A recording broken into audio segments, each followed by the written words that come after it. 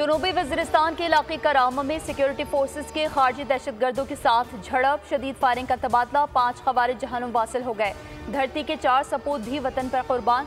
शहीद होने वाले नायब सूबेदार ताइब शाह का ताल्लुक टांग, लांस नायक गुलाब जमान और मुजम्मिल महमूद का ताल्लुक जिला कर्ब और लांस नायक हबीबुल्लाह का ताल्लुक औरंगज़ेब हिसार।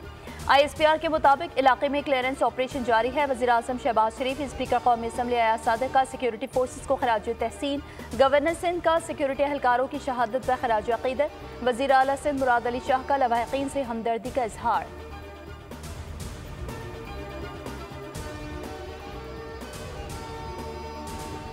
और अवाम का फैसला तस्लीम करते हैं। 20 जनवरी को अमरीका में इक़्तिदार की पुरअमन मुंतकली होगी। कैमला हैरिस की शिकस्त के बाद अमरीकी सदर जो बाइडन का खिताब, कहा कैमला हैरिस ने बेहतरीन इंतखाबी मुहिम चलाई। अमरीकी कौम ने जो इंतखाब किया हम उसे कबूल करते हैं। अमरीकी इलेक्टोरल सिस्टम शफाफ है। जमहूरियत में अवाम की राय हमेशा मुकद्दम होती है। सब्सक्राइब करें और बेल दबाएं ताकि कोई खबर रह न जाए।